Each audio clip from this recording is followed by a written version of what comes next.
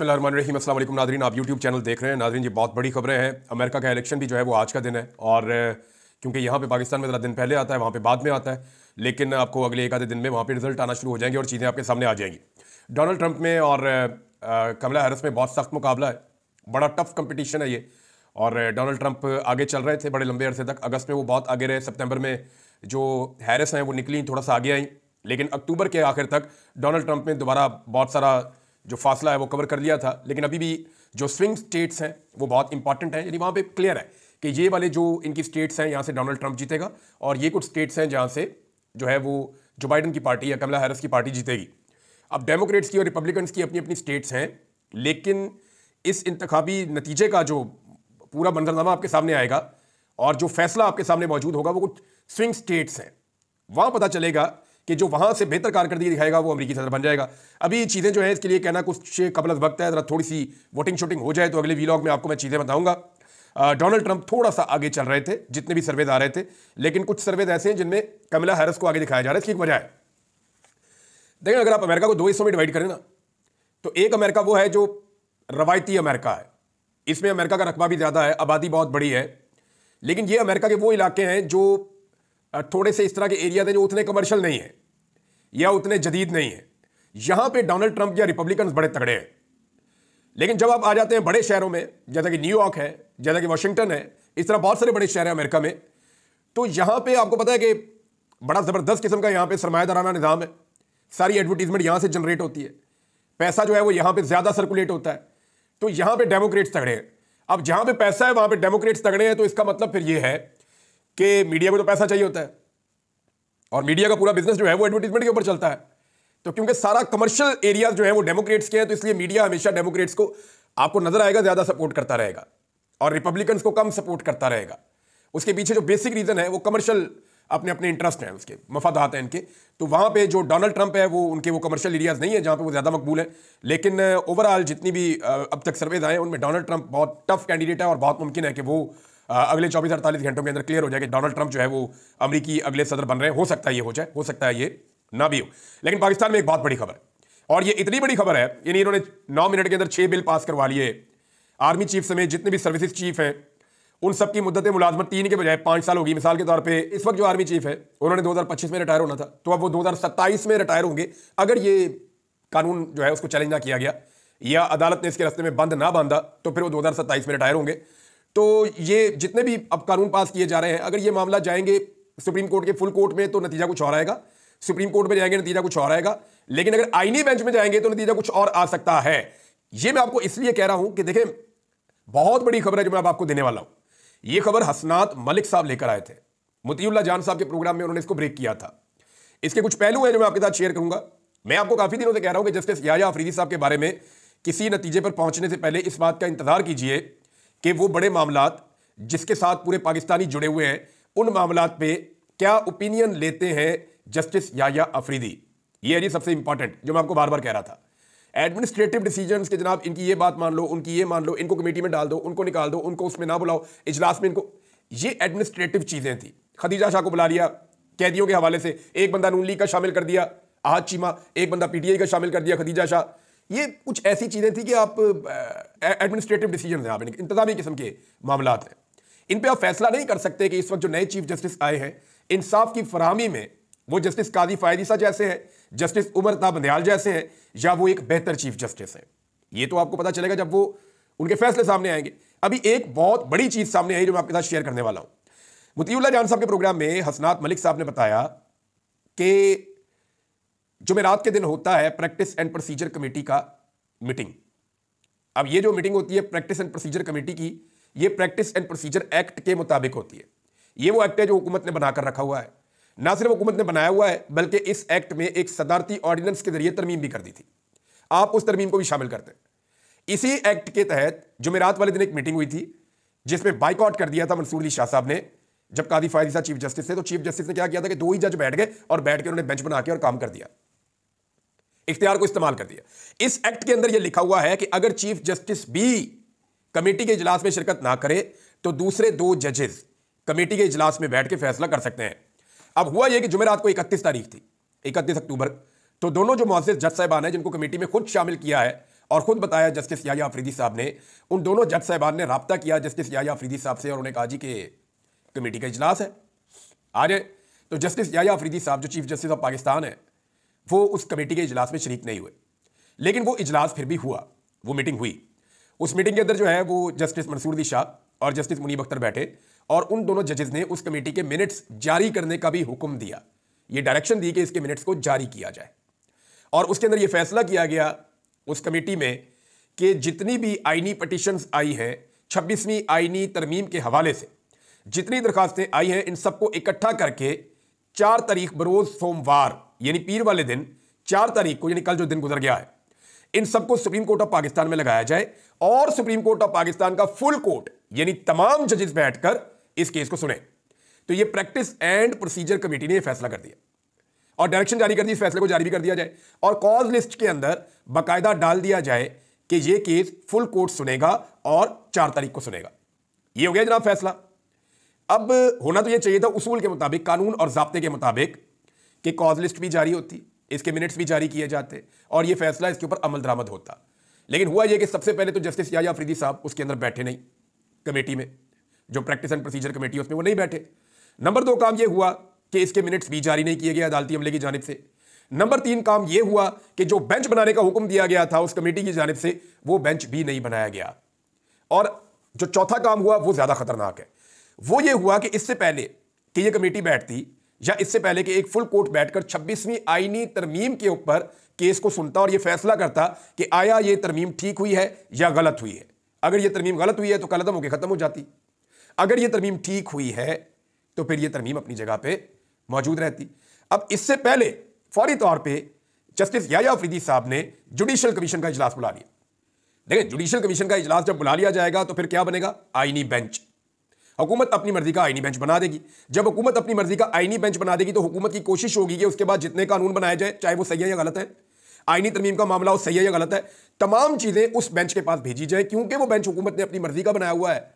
लिहाजा वो तमाम चीजें हुकूमत की मर्जी के बेंच में चैलेंज होंगी। मिसाल के तौर पर ये जो आर्मी चीफ की तौसीह वाला मामला है या बाकी सर्विसेज चीफ जो है उनकी तौसीह वाला मामला है, इसको कोई जाके चैलेंज करना चाहता है, इस वक्त तक चैलेंज करेगा तो ये जाके सुप्रीम कोर्ट ऑफ पाकिस्तान में चैलेंज हो सकता है। अगर आईनी तरमीम को चैलेंज करेगा फिर तो सारा कुछ ही खत्म हो जाएगा। लेकिन अगर इसको चैलेंज करता है तो अभी तो सुप्रीम कोर्ट में होगा, लेकिन बाद में ये आईनी बेंच के पास जाएगा। तो इसलिए मुझे ऐसा लगा कि बजाय इसके, ये इससे आप अखज़ कर सकते हैं, सारे कोर्ट रिपोर्टर भी यही कह रहे हैं कि एक्चुअली याह्या अफरीदी साहब ने यह किया कि वो ये चाह रहे हैं कि इससे पहले कि 26वीं आईनी तरमीम का तनाज़ा सुप्रीम कोर्ट ऑफ पाकिस्तान में सुना जाए, उससे पहले आईनी बेंच बना दिया जाए ताकि सारा मामला उधर चला जाए। और ये जो आईनी तरमीम की गई है, अब पहले आप ये देख लें कि इसके बाद हुआ क्या। एक तो जो जज साहबान है उन्होंने अफसोस का इजहार किया, फिर दोनों मुअज़्ज़िज़ जज साहबान जो प्रैक्टिस एंड प्रोसीजर कमेटी का हिस्सा हैं, उन दोनों जज साहबान ने एक खत लिखा जस्टिस याह्या अफरीदी साहब को।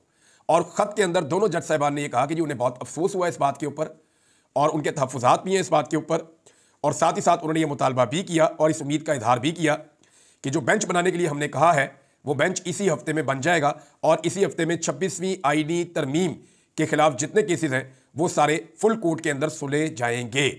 ये उन्होंने मुतालबा भी कर दिया कि इसी हफ्ते ये किया जाए। और साथ ही साथ उन्होंने ये शिकवा भी किया कि जनाब ना तो कॉज लिस्ट जारी की गई, साथ ही उन्होंने ये शिकवा किया कि ना ही मिनट्स जारी किए गए प्रैक्टिस एंड प्रोसीजर कमेटी के। तो ये जनाब एक पूरा खेल हुआ सुप्रीम कोर्ट ऑफ पाकिस्तान में, जो बड़ा अनफॉर्चुनेट है। अब जब कादी फ़ायद ईसा साहब को या निज़ाम को ज़रूरत होती है तो 2 जजेस मिलकर प्रैक्टिस एंड प्रोसीजर कमेटी की मीटिंग बुला के बेंच बना के और कार्रवाई कर लेते हैं। लेकिन जब निज़ाम की ज़रूरत नहीं होती और जस्टिस याह्या अफरीदी साहब जो है वो सिस्टम के साथ ऐसा लगता है खड़े हो गए हैं, तो 2 जजेस बैठते हैं, सेम एक्टिविटी होती है लेकिन कानूनी तौर पे उसके ऊपर अमल दरामद नहीं होता। ये निज़ाम इस लेवल तक कभी नंगा नहीं हुआ था जिस लेवल तक अब नंगा हो गया है। और यहां से आगे वकला को यह बात समझ आ जानी चाहिए कि खेल हो क्या रहा है। अदलिया और उसकी आज़ादी पूरी तरह से खतरे में है। हुकूमत अपनी मर्जी के जजेस लाना चाहती है, यानी 12 जजेस कर दिए हैं इस्लामाबाद हाई कोर्ट के। ये जो नई कानून साजी की गई है इसमें, इसको चैलेंज कैसे किया जाएगा? ये फिर आईनी अदालत में चला जाएगा। इसी तरह सुप्रीम कोर्ट ऑफ पाकिस्तान में 34 जजेस कर दिए गए हैं। और एक और तब्दीली भी की गई है कि जो प्रैक्टिस एंड प्रोसीजर कमेटी है इसमें एक चीफ जस्टिस होगा, एक सीनियर तरीन जज होगा और एक इसके अंदर डाला जाएगा जो आईनी अदालत का सीनियर जज होगा, वो इसमें डाला जाएगा, ताकि ये जो 3 जजेस होंगे इसमें फिर मुनीब अख्तर साहब को बाहर कर दिया गया। यानी ये निज़ाम जो है मुनीब अख्तर साहब को हर हाल में हर चीज में बाहर रखने की कोशिश कर रहा है। और मजे की बात देखें, जस्टिस मुनीब अख्तर साहब एक ऐसे जज हैं कि इनके बारे में आज तक कोई नेगेटिव चीज पूरा निज़ाम मिलकर नहीं ढूंढ सका, ना उन्हें ब्लैकमेल कर सका, ना उन्हें खौफजदा कर सका। और उनकी जो काबिलियत है बतौर जज, वो सुप्रीम कोर्ट ऑफ पाकिस्तान में जो लोग जाते हैं और जाकर जो केसेस सुनते हैं, वो लोग अपने मुंह से बताते हैं कि जनाब अगर काबिलियत के अंदर कोई जजेस हैं तो उनमें अगर टॉप के ऊपर आप 3 जजेस निकालें तो उनमें एक जस्टिस मुनीब अख्तर साहब भी ऐसे जज हैं जो बहुत टॉप के जज हैं। अब है नाज़रीन इस बात की तरफ कि ये जो 6 तरमीमें पास कर ली हैं कानून के अंदर हुकूमत ने, ये 9 मिनट के अंदर टोटल कार्रवाई डाली है। यानी जब आप कानून तब्दील करते हैं ना तो आप पहले उसको इंट्रोड्यूस करते हैं, आप बताते हैं, वजीर खड़ा होता है, खड़ा होकर बताता है जी ये कानून हम तब्दील करना चाह रहे हैं, आए इसके ऊपर बहस कर लेते हैं। फिर पार्लियामेंट में इसके ऊपर बहस होती है, अपोजिशन अपनी बात करती है, हुकूमत अपनी बात करती है, सबका अपना अपना ओपिनियन होता है, फिर किसी नतीजे पे पहुंचते हैं और फिर उसके बाद स्पीकर राय ले लेता है कि ज्यादा लोग जिस तरफ होंगे वो कानून बन जाता है। लेकिन यहां पे 9 मिनट के अंदर इतने सारे कानून पास कर दिए। और ये जो सर्विसेज चीफ्स की एक्सटेंशन वाला मामला है, इसी के ऊपर सबका जोर है और सोशल मीडिया पे सबसे ज्यादा बात भी इस पे हो रही है। क्योंकि देखें, सब लोगों को ये लगता है कि पाकिस्तान के अंदर सबसे इंपॉर्टेंट चीज जो होती है या सबसे इंपॉर्टेंट इवेंट जो होता है वो किसी वजीर आज़म की तैनाती नहीं होता, वो किसी सदर की तैनाती भी नहीं होता, वो किसी चीफ जस्टिस की तैनाती भी नहीं होता। सबसे इंपॉर्टेंट इवेंट पाकिस्तान में होता है आर्मी चीफ की तैनाती और उनकी एक्सटेंशन का मामला। तो अब जो इस वक्त मौजूदा आर्मी चीफ है उनकी मुद्दत मुलाजमत में तकरीबन 13 महीने बाकी हैं, लेकिन उससे पहले उनको 2 साल की मजीद एक्सटेंशन जो है वो मिल गई है। तो अब ऐसा है कि वो 2027 तक आर्मी चीफ रहेंगे। और ये सिर्फ उनके लिए नहीं हुआ, ये बाकी सर्विसेज चीफ्स को भी ये सहूलत दे दी गई है। पाकिस्तान तहरीक इंसाफ के कुछ लोगों ने कहा कि हम इसको चैलेंज करेंगे, हम अदालत में भी जाएंगे। अब डिपेंड करता है कि अगर सुप्रीम कोर्ट ऑफ पाकिस्तान का फुल कोर्ट बैठ जाता है और जस्टिस याह्या अफरीदी साहब को सुप्रीम कोर्ट के जजेस मजबूर करते हैं कि जनाब फुल कोर्ट बिठाएं, बिठा के इंसाफ के मुताबिक फैसला करें और आईनी तरमीम के ऊपर पहले डिस्कस कर लें, और अगर आईनी तरमीम ठीक है तो फिर आगे बढ़ते हैं, अगर आईनी तरमीम ठीक नहीं है तो यह निजाम कैसे चलेगा। अगर तो ये हो जाता है तो फिर तो मामला किसी और तरफ जाएंगे। और अगर ये नहीं हो जाता तो नाज़रीन चंद चीजें तो मैं बहुत आपको क्लियरली कर दूं कि जो कुछ भी इस हुकूमत ने मैक्सिमम करना था वो इन्होंने कर दिया। आर्मी चीफ की तौसीक करनी थी, हो गई। जस्टिस मंसूर अली शाह साहब को रोकना था, रोक लिया गया। सिक्योरिटी फोर्सेज को इख्तियारात देने थे, वो दे दिए गए। 3 महीने तक जिस पति बंदे को अगवा कर दिया जाए, गायब कर दिया जाए। मुनीब अख्तर साहब का पता साफ करना था, वो कर दिया गया। जस्टिस मंसूर अली शाह साहब को रस्ते से हटाना था, वो हटा लिया गया। इमरान खान साहब को जेल के अंदर रखना था, तब से अब तक रखा हुआ है। उन्हें फौजी अदालतों के हवाले करना है, आने वाले दिनों में ये कर पाएंगे। आईनी अदालतें बनाकर अपने हर आइन को और गलत कानून को तहफ़्फ़ुज़ देना है, वो भी इनका काम हो गया है। अगर ये सारी चीजें हो गई हैं तो फिर इस निज़ाम के अंदर रहते हुए किसी किस्म की भी जद्दोजहद या उम्मीद रखना ये फिर फजूल हो जाएगा मेरी दानिश में। यानी इस निज़ाम के अंदर रहते हुए आप जद्दोजहद पता कब करते हैं, आप तब करते हैं जब कम से कम एक चीज़ आपके पास होती है। वैसे तो मुआशरों में लोगों के पास बहुत सारी चीज़ें होती हैं ना, मुआशरे इखलाकियात की बुनियाद पर भी खड़े होते हैं, मुआशरों के अंदर बहुत सारी चीज़ें होती हैं, रूल ऑफ लॉ होता है, आज़ादी इज़हार राय होती है। पाकिस्तान में कुछ भी नहीं है। पाकिस्तान में जो कम से कम हो सकता है ना, जो कम से कम हो सकता है कि आप निज़ाम में रह के लड़ने की कोशिश कर रहे हैं या निज़ाम में रहकर बेहतरी की कोशिश कर रहे हैं, तो कम से कम जो सहूलत आपको मैसर होनी चाहिए वो होनी चाहिए अदलिया की आज़ादी और वहां से इंसाफ का हुसूल। जब तक आपको अदालत इंसाफ देती रहती है, आप निज़ाम के अंदर रह के निज़ाम के साथ चिमटे रहते हैं, उसी निज़ाम में आप टकरे मारते रहते हैं कि इंसाफ मिलेगा, ये दरवाज़ा खुलेगा, मैं कोशिश करूंगा। लेकिन जब लोगों को यकीन हो जाता है ना कि अब अदलिया से किसी किस्म की इंसाफ की उम्मीद नहीं है, तो फिर लोग मुतबादल तरीके ढूंढते हैं, लोग एहतजाज करते हैं। जैसे बांग्लादेश में हुआ, जैसे श्रीलंका में हुआ, जैसे और बहुत सारे मुल्कों में माजी में होता रहा है, बहुत सारे मुल्कों में माजी में हुआ। और जिन मुल्कों में हुआ, अजीब बात यह है कि वो सारे मुल्क जब उस सिचुएशन से निकले तो बहुत तेजी से उन्होंने ऊपर की जानिब सफर किया, उन्होंने बड़ी तेजी से सफर किया और तरक्की की। तो पाकिस्तानियों के लिए यह बड़ा इंपॉर्टेंट टाइम है। पाकिस्तानियों को यह देखना पड़ेगा कि क्या उनके पास उम्मीद बाकी है कि इस सिस्टम के अंदर उन्हें इंसाफ मिलेगा। अगर यह सारा प्रोजेक्ट मुकम्मल हो जाता है और अदलिया के अंदर से किसी किस्म का इंसाफ नहीं मिलता, तो फिर पाकिस्तानियों को मुतबादल रस्ते की तरफ जाना पड़ेगा। उन्हें वो रास्ता चुनना पड़ेगा जिसके बारे में सलमान अकरम राजा साहब या इमरान खान साहब बार बार कह रहे हैं। मुराद सईद भी उसके बारे में ट्वीट्स करते रहते हैं। जो पाकिस्तान तरीके इंसाफ के बाहर रहनुमा मौजूद है वो भी ये बात करते हैं, जो मुल्क के अंदर वो भी ये बात करते हैं कि फाइनली आपको सड़कों पे आना पड़ेगा पाकिस्तानियों को, और पाकिस्तानियों को सड़कों पर आकर इस जालिमाना निजाम को शिकस्त देनी पड़ेगी। फिर ये रास्ता बाकी बच जाता है, इसके अलावा फिर कोई और रास्ता रहता नहीं है। अब अमेरिकी इलेक्शन में वैसे मैं जाते जाते आपको बताऊं, पाकिस्तानियों को कभी इतनी दिलचस्पी नहीं थी जितनी दिलचस्पी अब है पाकिस्तानियों को। देखिए, उसकी एक वजह यह है कि डोनाल्ड ट्रंप को लेकर पाकिस्तानियों को यह लगता है कि शायद डोनाल्ड ट्रंप पाकिस्तान में इंसानी हकूक के खिलाफ बात करेगा या खड़ा होगा। तो मैं एक बात आपको कहना चाहता हूं कि डोनाल्ड ट्रंप जीते या डेमोक्रेट्स जीते, फर्क कोई नहीं पड़ता। जो कौम या जो लोग अपने हक के लिए खुद नहीं खड़े हो सकते ना, उनके लिए कोई बाहर वाला खड़ा नहीं होता। और अगर खड़ा होता भी है ना, तो उसके खड़े होने की कोई औकात नहीं होती। जितना मर्जी आप जोर लगा लें, जितनी मर्जी आप कोशिश कर लें, बाहर वाले जो मर्जी करते रहे, वो पाकिस्तानियों की किस्मत नहीं बदल सकते। आपकी किस्मत तभी बदलेगी जब आप ये फैसला करेंगे कि आपने अपनी किस्मत बदलनी है और आपने अपने फैसले खुद करने हैं। हर चीज की एक कीमत होती है, अगर आप वो चुकाने के लिए तैयार हैं तो फिर आपको किसी डोनाल्ड ट्रंप की तरफ नहीं देखना पड़ेगा। अब तक के लिए इतना ही। अपना ख्याल रखिएगा, अपने इस चैनल का भी। अल्लाह हाफिज़।